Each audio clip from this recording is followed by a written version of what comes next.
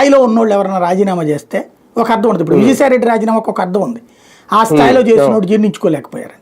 వీళ్ళు అంత స్థాయి ఏం కాదు కదా, కానీ వీళ్ళకి ఆ పదవులు ఇచ్చాడే, మాట మీద నిలబడ్డాడే. ఇక్కడ ఇప్పుడు అతను ఎవడో నిన్న ఇప్పుడు రాజీనామా చేసినటువంటి ఎమ్మెల్సీ గారు ఉన్నారు, మరి రాజశేఖర్. ఆయన 2014లో చిలకలూరుపేట నుంచి పోటీ చేశాడు, పత్తిపాటి పుల్లారావు చేతిలో ఓడిపోయాడు.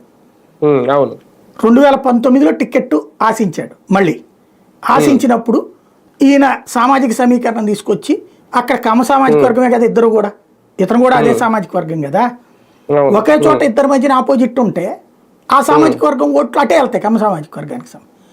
కాబట్టి బీసీ సామాజిక వర్గానికి సంబంధించిన అదే పార్టీకి సంబంధించిన విడుదల రజనీని తీసుకొచ్చి ఇచ్చారు సీటు. విడుదల రజనీ గెలిచేసింది. ఈయన నా పరిస్థితి ఏంటి అన్నాడు. నీకు ఎమ్మెల్సీ ఇస్తానన్నాడు, ఇచ్చాడా లేదా ఎమ్మెల్సీ? అక్కడ ఏమైనా డబ్బులు తీసుకుంటే చెప్తాడేమో రేపు పొద్దున ఏమైనా ప్రెస్ మీట్ పెట్టి డబ్బులు తీసుకుని ఇచ్చారని చెప్పి. మేబీ డబ్బులు తీసుకుని ఇచ్చుంటే తప్పు అవుతుంది కూడా. అలా కాకుండా ఇచ్చుంటే కనుక మాట మీద నిలబడ్డట్టు ఉంటుంది. ఇప్పుడు మళ్ళీ ఆయన ఆశించింది ఏంటంటే నెక్స్ట్ ట్రిప్ ఆయనకే సీట్ అనుకున్నాడు.